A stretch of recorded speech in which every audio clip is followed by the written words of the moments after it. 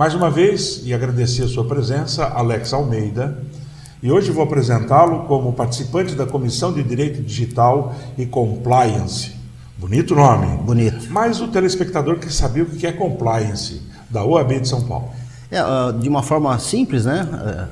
A gente pode dizer que é uma normatização das ações, de tudo que acontece dentro do direito digital e das ações, da relação entre as pessoas e as instituições, ou entre as pessoas e as pessoas, né?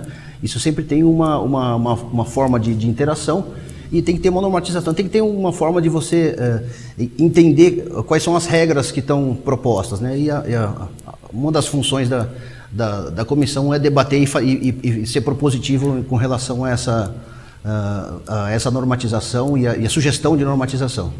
Há quanto tempo existe essa comissão? Olha, eu não sei te dizer ao certo quanto tempo. Eu estou lá, eu vou fazer 4 anos. Eu sou um membro consultor.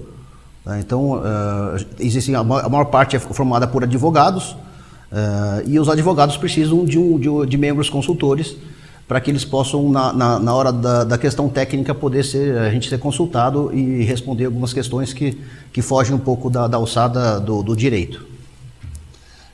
Essa comissão não veio um pouco tarde? Não, ao contrário, ela foi muito importante no processo da criação do Marco Civil na internet. Existe uma cartilha de segurança na internet que foi feita pela comissão, que ela é muito bem estruturada, ela é muito explicativa, ela é uma baita ferramenta para os pais de hoje em dia, principalmente para os pais cujos filhos entendem mais de informática, mais de tecnologia do que os pais, né? E os pais às vezes ficam ali, como é que a gente age? Qual é a melhor forma de você normatizar o uso da internet dentro de casa e tudo mais? Então, a cartilha é muito bacana para isso. Depois a gente vai deixar o link para que no próprio site da OAB de São Paulo tem o link lá em PDF para que os pais que queiram aprender um pouquinho mais sobre a segurança na internet, como proteger os seus filhos, né? Nessa era digital aí que as pessoas acham que está todo mundo escondido atrás do computador, mas não é bem assim que acontece. Então tem que ter muito cuidado nos procedimentos, né? E esse foi o motivo da nossa entrevista. Isso. Mas nós vamos agora falar diretamente de Facebook. Eu vi que você levantou uns dados de 2015. Fala desses dados para mim. Os dados que eu levantei estão lá no Facebook. 45% da população brasileira acessa o Facebook. Desses 45%, 75% acessam através de celulares ou tablets. Sim. Isso é muito importante, ou seja, o Facebook, salvo os Estados Unidos, o Brasil é onde existem mais usuários e na verdade, se eu não estou enganado, é o local onde eles passam mais tempo utilizando horas por dia o Facebook. Então, o Brasil está muito bem representado aí no Facebook, né? E isso tem as coisas boas e as coisas ruins, né? Mas e faturamento? Eu vi um número... O faturamento de 2015 só com publicidade foram 3 bilhões de dólares. 3 bilhões? Só com publicidade. De dólares? De dólares. De dólares. Ou seja, você está no Facebook e você está contribuindo por uma das maiores empresas do mundo com dinheiro, sem perceber. Qual é a segurança real do Facebook? O que ele é negativo ou positivo? Eu tenho a minha opinião quando eu falo que o Facebook, como rede social, ela realmente interage, você mostra o seu lado sem os exageros, aconselho as pessoas a postarem coisas produtivas, mas a gente sabe que não é só isso, né? A política está usando o Facebook para fazer a pior política da pior espécie, mas o Facebook, qual é a segurança dele? Como é que ele trabalha isso? É importante a gente frisar que não é porque você tem uma conta no Facebook que ela é sua. Na verdade, você tem uma autorização de uso. Todos os dados, todas as postagens que você coloca no Facebook, todas as fotos que você publica lá, o Facebook pode fazer uso conforme lhe convier. Isso está nos termos de uso do Facebook. Ele é atualizado periodicamente. O que significa isso? Se você amanhã fechar a tua conta no Facebook, os dados vão ser mantidos pelo Facebook. Porque esses dados, as páginas que você curtiu, as coisas que você colocou na sua timeline, as interações que você fez, elas geram muitas informações para o Facebook, e essas informações são muito relevantes justamente para que ele possa oferecer um produto para as empresas de qualidade, para que a gente possa vender uma publicidade para o pessoal que está usando o Facebook. A gente pode chamar isso de Big Data, né? Muita informação junto, né? Então, se a gente tem muita informação, ele não vai descartar essa informação, ele vai segurar para ele. Então, inclusive para você apagar essas informações, você tem que fazer isso de forma judicial hoje em dia.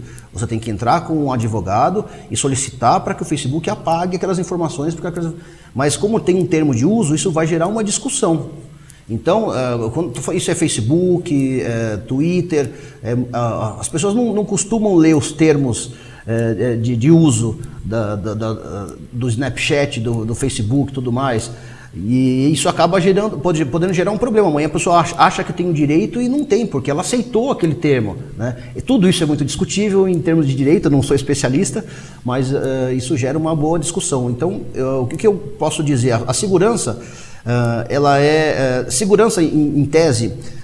Eu vou fazer uma relação com segurança da sua casa. Você contrata lá a segurança, você contrata um sistema de monitoramento maravilhoso para sua casa.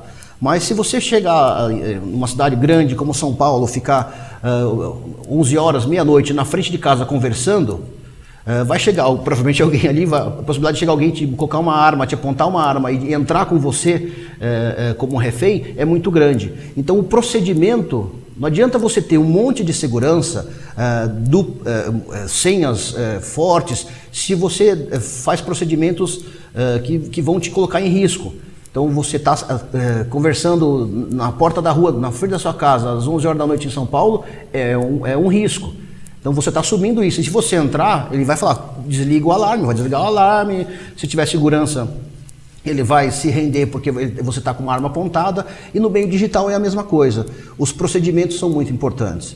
Não só no Facebook, mas em toda a área, abertura de arquivos em e-mails, os anexos. Esses dias agora eu recebi uma mensagem no Facebook de uma pessoa que eu tenho pouco contato, seria incomum ele me mandar, me pedindo para clicar num link.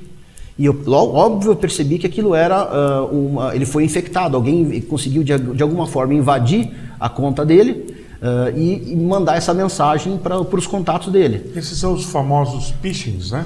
É uma das maneiras que você... isso é muito comum, mais comum em e-mails, né? E está começando isso a acontecer. Se você começa a receber de amigos seus links de assuntos que não tem nada a ver com o seu amigo, se você conhece, você vai perceber que é bom você avisar. Foi o que eu fiz, avisei a pessoa. O próprio Facebook tem uma ferramenta para que você avise isso, né?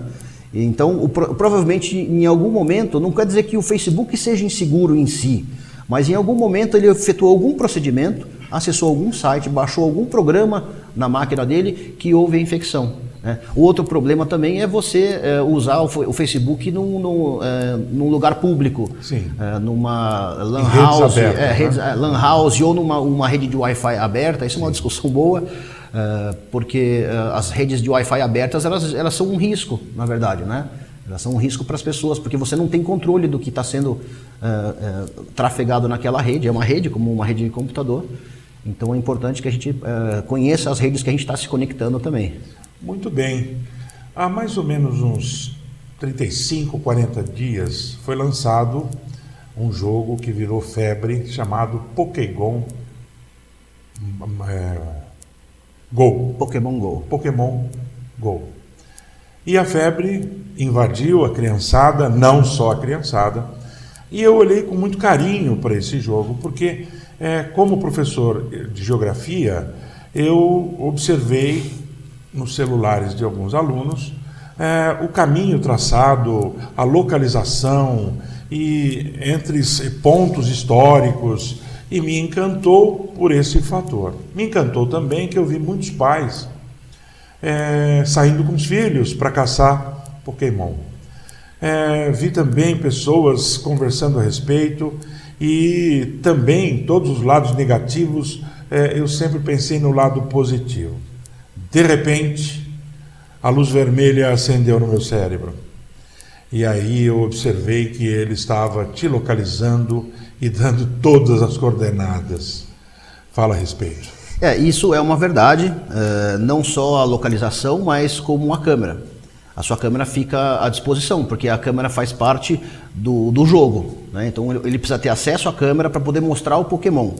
É importante que a gente diga que esse é um jogo inovador, é uma tecnologia que ninguém tem, tanto que vai ser difícil alguém copiar. Se copiar, ele vai provavelmente custar caro para quem queira usar essa tecnologia, e é muito legal isso. O que as pessoas precisam entender é que quando elas aceitam o termo de uso do Pokémon, elas estão liberando todo esse rastreamento. E esses dados são armazenados pela empresa dona do Pokémon GO. Então você tem que entender que os seus dados, você está cedendo os seus dados e os seus hábitos para essa empresa. Isso é muito importante. E as pessoas não sabem disso. Particularmente, eu não vou instalar o Pokémon GO e não vou caçar.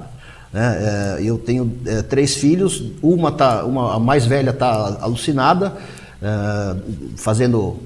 caçando Pokémon pela rua, está se divertindo, a gente sai junto com ela, se diverte com ela, e os outros 2, os mais novos, parece que não se encantaram muito. Não sei se é porque eles já têm informação dentro de casa sobre isso, né? A mais velha já mora sozinha. Mas isso é uma questão importante. Eu não vou colocar isso no meu celular porque eu não quero os meus dados misturados aí, né? Não quero a minha câmera. A gente às vezes pode esquecer o celular aqui, a gente não sabe se isso vai estar sendo vai ser feito um mau uso disso.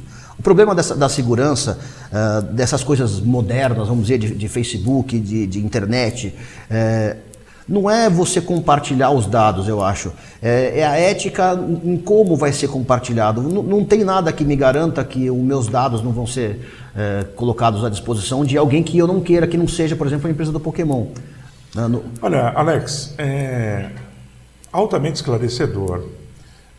Nosso bate-papo sempre em torno de 10 minutos. Eu sempre deixo o gostinho da entrevista para uma próxima.